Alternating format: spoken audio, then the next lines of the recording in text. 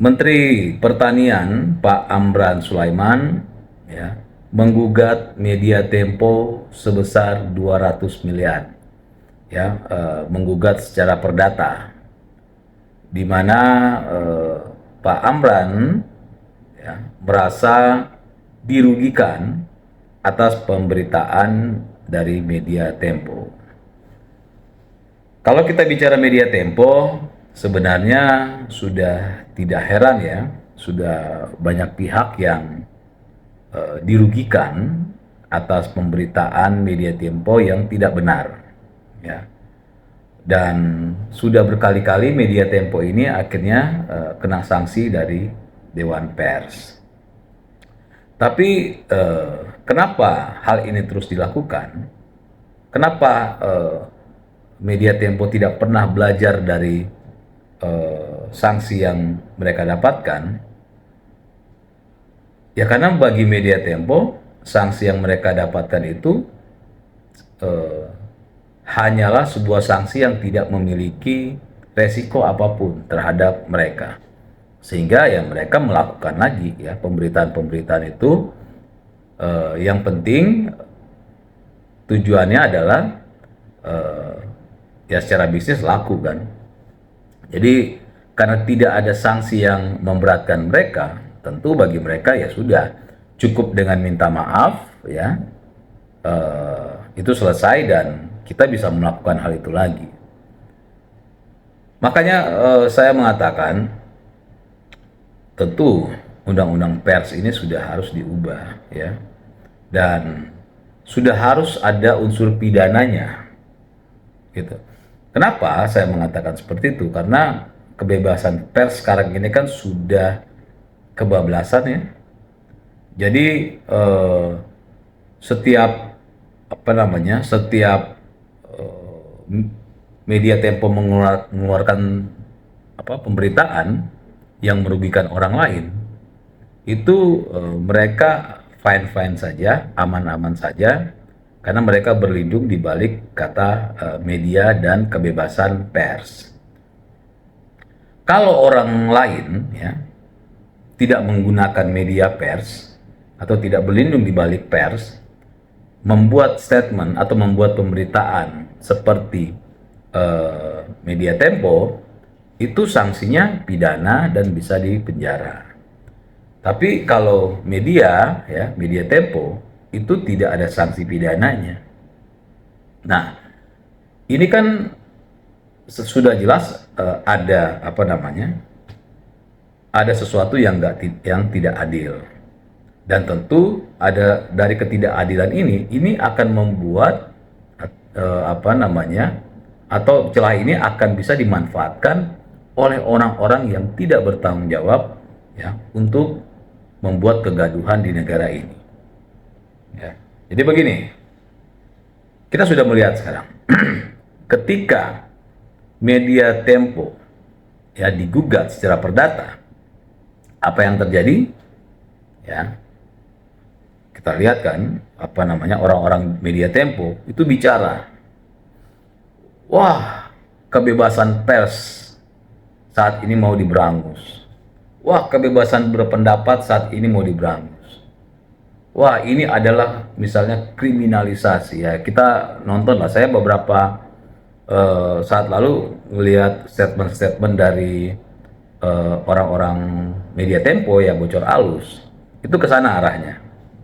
Pokoknya mereka membuat framing apa yang dilakukan oleh Amran Sulaiman dengan menggugat media Tempo itu adalah sesuatu yang negatif ya.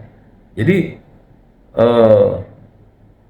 media Tempo mereka memframing gugatan yang dilakukan oleh Pak Amran itu adalah sesuatu yang akan merusak demokrasi, yang akan mengganggu kebebasan berpendapat, yang akan membredel pers. Jadi mereka berlindung di balik itu ya, padahal seharusnya nggak begitu dong. Harusnya ya sebagai media dan sebagai warga negara yang baik ya harusnya menghormati kebebasan orang lain untuk melakukan proses hukum, karena proses hukum itu atau melaporkan itu adalah hak.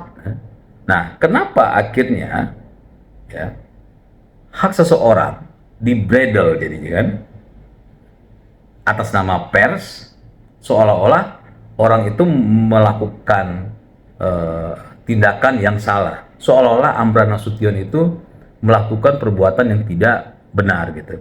Jadi kebalik-balik kan. Nah, kenapa ini bisa terjadi? Ya karena berlindung di balik kata pers. Ya. Yang bahayanya kalau zaman dulu ya, orang mau merusak bangsa ini dengan cara pakai senjata misalnya. Nah, kalau sekarang mau merusak Indonesia ini ya dengan menggunakan media. Ya kan?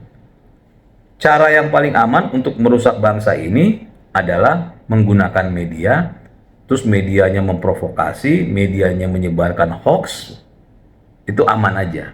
Jadi, wah kalau begitu, mari kita bikin media, ya, untuk merusak bangsa ini, ya, para penjahat-penjahat ini atau orang-orang asing yang ingin merusak bangsa ini, caranya adalah ya udah kita bikin aja media, ya, media resmi, lalu kita sebarkan hoax, kita provokasi masyarakat, provokasi rakyat, adu domba rakyat.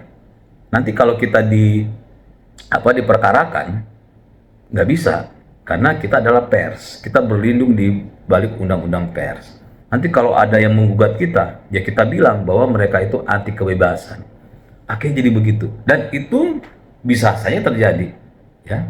Misalnya sekarang ini, ya kita harus akuin sekarang ini media-media seperti Tempo dan yang lain itu adalah media-media yang sudah mulai goyang ekonominya. Karena apa? Karena sekarang kan cara orang membaca atau menerima informasi udah tidak seperti zaman dahulu. Dahulu pakai koran, harus menunggu besok ada pemberitaan. Kalau sekarang kan ada kejadian saat detik ini, berapa detik kemudian sudah bisa kita ketahui. Jadi pemberitaan itu sudah sangat-sangat terbuka, sangat-sangat cepat, sehingga akhirnya media satu persatu runtuh di Indonesia. Ya, perusahaan-perusahaan media runtuh. Ya, salah satunya Tempo. Kan saya lihat media Tempo sudah sampai kasih diskon ya, jualannya sampai 80 atau 90%. Nah, itu kan sudah menandakan mereka sudah bermasalah juga. Nah, cara yang paling mudah agar supaya medianya laku, mau orang berlangganan, mau orang beli, mau nggak mau ya harus menjual sesuatu yang kontroversi, sesuatu yang akhirnya menjadi pembicaraan publik. Nah, media seperti Tempo ya akhirnya selalu membuat informasi ya yang membuat kerusakan, yang membuat kehebohan, yang membuat perpecahan di negara ini. Demi apa? Ya demi mereka bisa dapat keuntungan, agar supaya mereka bisa makan, bisa menafkahi keluarga. Nah, yang bahayanya saya bilang, ya, akhirnya ada nih ya, orang-orang jahat, ya, atau orang-orang yang ingin merusak bangsa ini atau ingin memanfaatkan keributan agar bisa bisa ada celah ekonomi yang mereka bisa masuki. Ya, mereka lihat wah Tempo lagi kesulitan uang, ya udah kita masuk aja di Tempo. Ya, kita invest, tapi mereka syaratnya harus membuat berita pesanan dari kami. Kan begitu. Ya. Kalau kalian masih mau hidup nggak, masih mau makan nggak, ya udah ini kami invest, tapi arahan konten dari kami ya. Harus bikin ini, harus serang ini, harus serang itu. Sangat bisa, ya. Toh media Tempo kan selalu sekarang sudah begitu. Saya tidak bilang bahwa media Tempo sudah dibiayai ya oleh para penjahat untuk menyerang A, B, dan C ya. Tapi polanya mereka ya sudah kelihatan. Pokoknya bikin sesuatu yang kontroversi, yang bisa akhirnya jadi pembicaraan publik, yang akhirnya bisa membuat keriuhan. Kan polanya sudah begitu. Nah, kalau nanti akhirnya misalnya Media Tempo, oh nggak mau kami misalnya, ya sudah, karena atas nama kebebasan pers, pers boleh seenaknya di negara ini, boleh membuat hoax, boleh menyebarkan provokasi, boleh membuat pemberitaan yang ngawur, yang penting kontroversi, yang penting rame, yang penting laku, ya. Akhirnya, misalnya nih saya nih penjahatnya, ya saya akhirnya, ya udah, ini saya punya uang nih, ya saya pengen apa namanya, pengen bikin keributan agar supaya nanti apa namanya saham turun, nanti saya gitu beli gitu. Bisa kan begitu? Ini saham lagi naik nih. Waduh, ya udah, caranya saya ganggu agar agar saham turun, ya saya beli, lalu nanti perlahan naik lagi kan saya bisa jual gitu. Itu kan salah satu contoh ekonomi atau hal-hal yang lain, atau memang yang orang-orang yang ingin merusak bangsa ini udah banyak ya kita lihat, ya para provokator yang ingin merusak bangsa ini. Seandainya saya adalah penjahatnya itu, ya maka saya bangun aja perusahaan media, murah kok sekarang gitu, ya bangun perusahaan media, hire orang-orang, lalu saya bikin pemberitaan-pemberitaan ya model majalah Tempo, ya tapi ini dengan versi lebih keras lagi. Saya hantam sana, hantam sini gitu kan, provokasi, nyebarkan berita hoax gitu kan.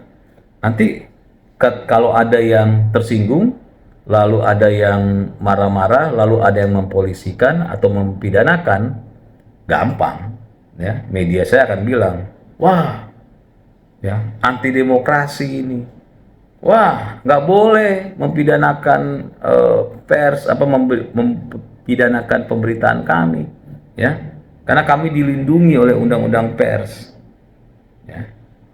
Akhirnya apa? Undang-undang pers dipergunakan oleh para penjahat, ya untuk merusak bangsa dan negara ini, untuk mengganggu ketentraman bangsa dan negara ini. Nah, ini yang akan terjadi kalau sampai ya terus dibiarkan. Makanya saya malah menyarankan ke Pak Amran, jangan hanya melaporkan atau melaporkan Media Tempo, mengkasuskan Media Tempo secara perdata. Ya, saya malah menyarankan secara pidana. Nanti akan kelihatan kan, kalau secara pidana karena dirugikan, kita bisa lihat apakah akhirnya nanti ya atas nama undang-undang pers akhirnya proses pidana itu dihentikan atau tidak.